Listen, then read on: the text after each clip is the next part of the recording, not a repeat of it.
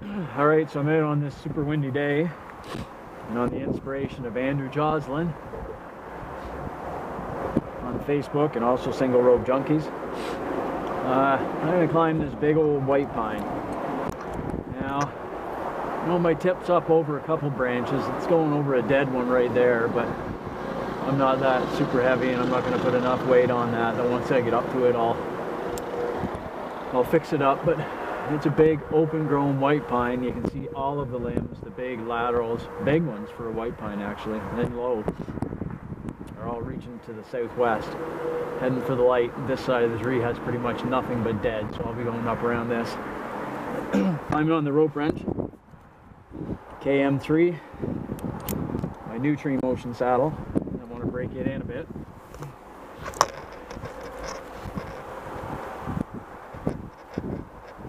Yeah, I think as long as I just take it slow, it'll be fine. It's really snowy, super windy, not super cold today. It was minus 25, 26 yesterday. I think it's only about minus 7 today. Good day for a climb.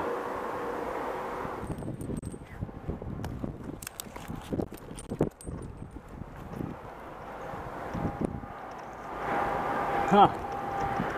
Can't believe I hit that. You can see she's windy. My original plan was to climb up here, switch over to double rope to make the final push to the top. But I've hit it. Not by hand, mind you, this is a big shot. But still.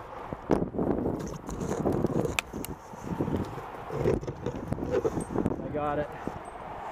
And actually, I think my third shot.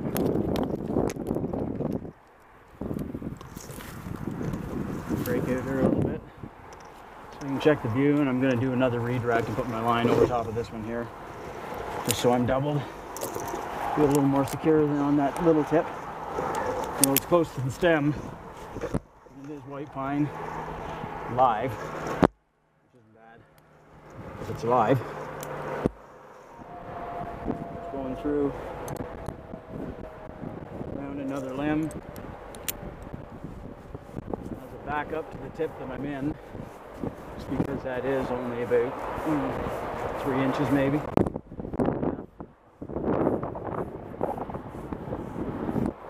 the top of this big open grown pine. It's not super tall. I'm probably at about, and by the amount of rope that I have on the ground, it's probably about 80 feet, 85 feet maybe. Didn't take any time getting up here. The rope wrench. You can hear it, it's pretty windy.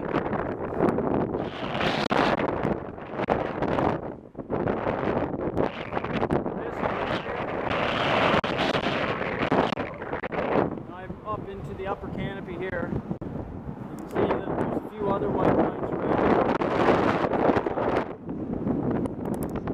1, 2, 3 more over there. And a nice actually.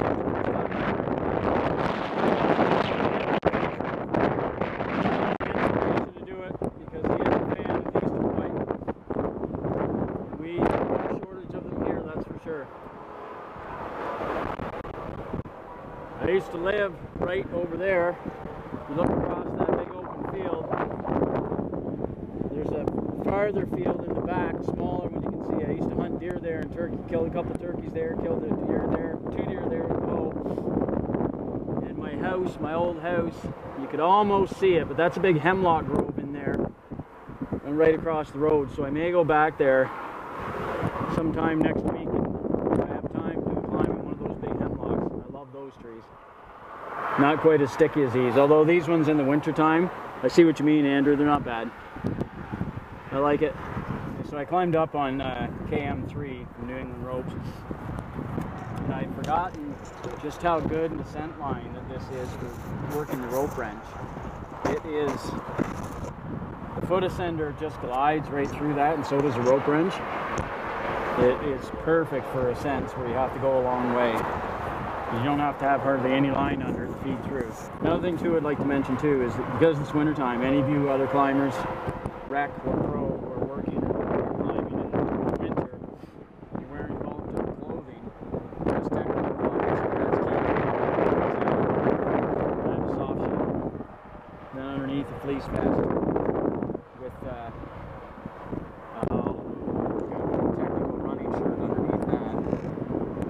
never wear ascender pants with gaiters on, just because there is deep snow here, and the gaiters help keep a little warmth in. But one thing, because you are bulked up, make sure when you click your lanyard, like I had this snapped in and I heard it click, but I didn't check it, and I looked down to undo it, and it was kind of held open a little bit because my coat had got in the way of the gate. So make sure that there's nothing in that gate when you close it. When you lock it, double check it. Don't just take the click as the fact that it's locked in, because it may not be locked in. It might be like me. I clicked against it, made the sound. I assumed, never assume in this game. Assumptions can make you dead. Beautiful, beautiful view. Kind of shitty that the 401's there, but nice view all around. That's good. So we'll do a little bit of climbing around in the canopy of this tree, because it's got such nice big lateral limbs. Some good redirecting prospects here.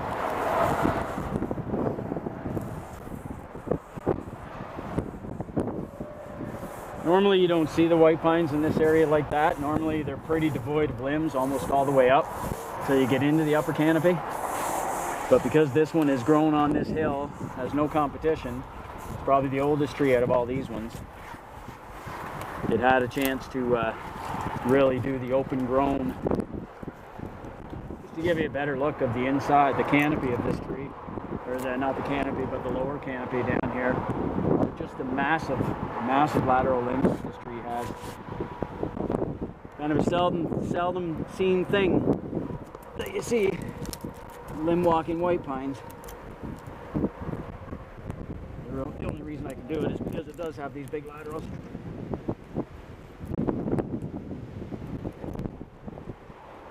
Woo, she's windy. Windsurfing out here.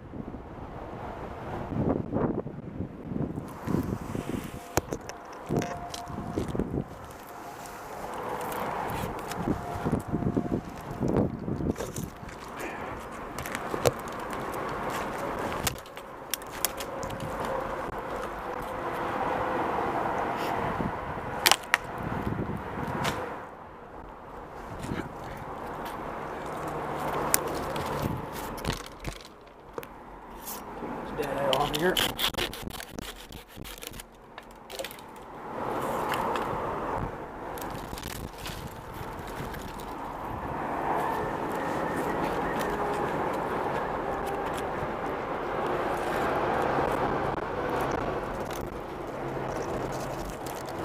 Careful swinging around in these pines, though, that you don't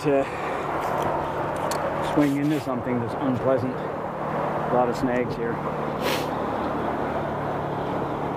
Train going by.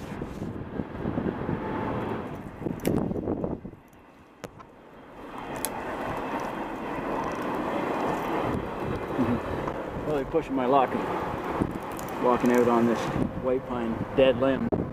They're not too sturdy when they get like this, but I got most of my weight on my rope, and it doesn't really matter, because I could come down right here if I wanted to.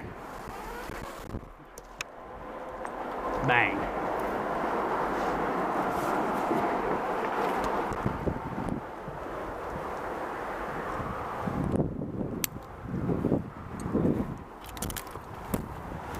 Thank you, old brother. Thank you, Andrew. I got a bunch bigger ones, way bigger ones, including one that's 125 feet plus, maybe more. Cerberus, three-headed dog.